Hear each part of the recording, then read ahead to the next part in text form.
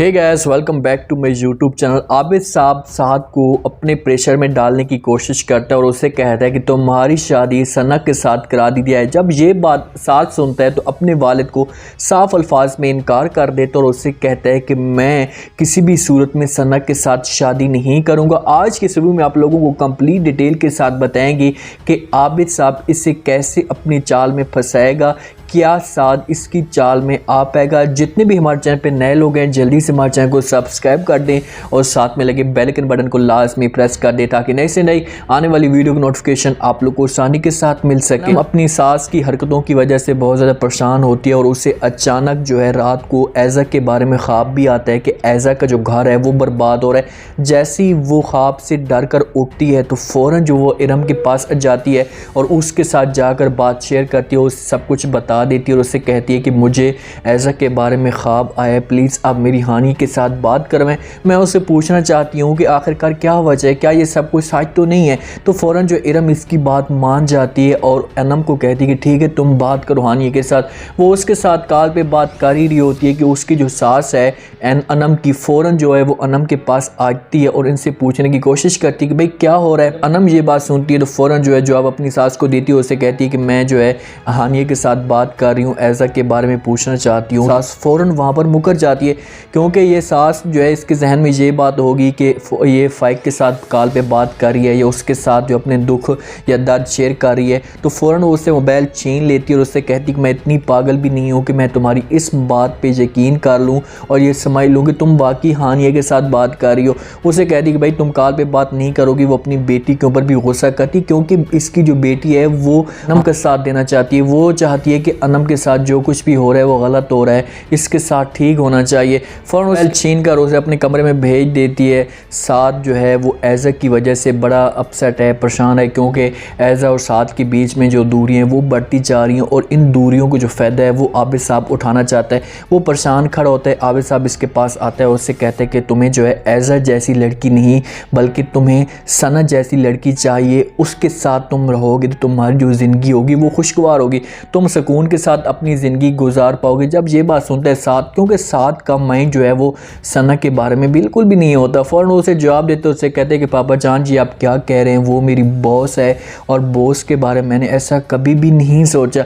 उसका वालिद उससे कहता है कि मैं मानता हूँ कि तुम्हारी बॉस है, तुम उसकी कदर करते हो, इज़्ज़त करते हो, लेकिन वो बॉस के साथ साथ तुम एक लड़की भी तो है, ज़रा उसके बारे में सोचो। मैं तुम्हें वक्त देता हूँ, तुम्हारा जो है हो सकता है कि जहाँ पर जो है ज़िंदगी तब्दील हो सकती है, तुम्हारी जो घर में परेशानियाँ चल रही हैं ये दूर हो सकती हैं। ये बात कहकर वहाँ से तो चला जाता है आबिद साहब, लेकिन साद के जहन के अंदर, माइंड के अंदर ऐसी बात डाल जाता है कि वो सोचने पे मजबूर हो जाता है कि यार मुझे इसके बारे में सोचना चाहिए, बॉस है, इसके पास पैसा भी है और उसके बाद ये परेशानी भी मेरी दूर कर सकती है। तो हो सकता है कि ये आबिद साहब की बात मान जाए, इस पे एग्री हो जाए और ये कह दे कि ठीक है मैं अबू जान शादी करने के लिए तैयार हूँ। ऐज़ा की जो है हालत ख़राब हुई है तो उस दिन से जो है वो उसका वालिद भी उसे देखकर बहुत ज़्यादा परेशान रहता है। उसकी भी हालत जो है वो दिन ब दिन बिगड़ती जा रही है क्योंकि बाप है और उसके साथ कोई बेटों का सहारा तो मौजूद नहीं है। जब भी वो अपनी बेटियों को परेशान देखता है तो उसका जिगर तो अंदर से टूटेगा, वो तो परेशान होगा।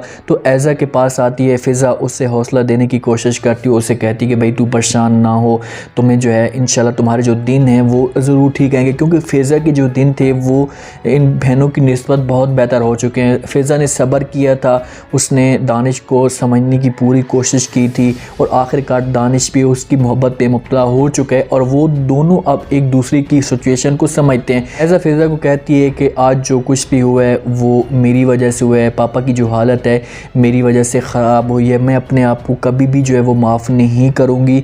दिन ब दिन जो है हालात बिगड़ते जा रहे हैं। फ़िज़ा उसे कहती है कि तुम परेशान ना हो, हम लोग साथ के साथ भी बात करेंगे, उसे समझाने की कोशिश भी करेंगे, तो हो सकता है कि साथ जो है हमारी बात पे यकीन कर लेगा। लेकिन देखें कि अब सारी जो गेम बनी हुई है वो आबिद साहब के ऊपर बनी हुई है। वो पूरी कोशिश कर रहा है कि जहाँ से साद को जल्द से जल्द जो अब हालत बनी हुई है इसी हालत का फ़ायदा उठाया जाए और साद को जो है वो एज़ा से दूर किया जा सके। कोई ना कोई ऐसी गेम बीच में फिर खड़ी कर देगा कि हो सकता है कि साद मज़ीद जो है वो एज़ा के साथ नफ़रत करना शुरू कर दे और इतने तक गेम आ जाए कि ये एक दूसरे से दूर हो जाए, क्योंकि वो चाहता भी यही है। उसने यही जहन में सोच कर रखा हुआ है चाहे जो कुछ भी हो जाए एज़ा को वो तलाक दिलवाएगा और सना को इस घर में लाने की पूरी कोशिश करेगा।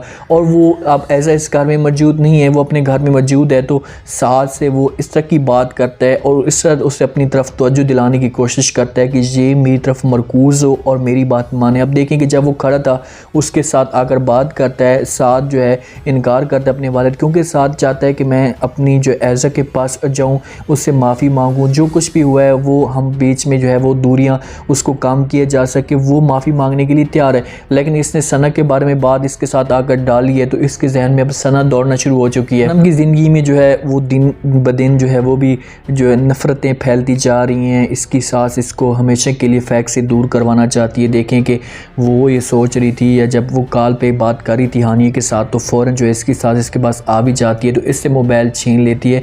वो ये जहन में डाल कर कि ये अपने जो है फैक के साथ कॉल पे बात कर रही होगी, इसके साथ जो है कुछ अपनी बातें शेयर कर रही होगी, क्योंकि इसके साथ चाहती है कि चाहे जो कुछ भी हो जाए अनम फैक के साथ कॉल पे बिल्कुल भी बात ना करे, वो उससे दूर हो सके ताकि फ़ैक को अनम भूल जाए।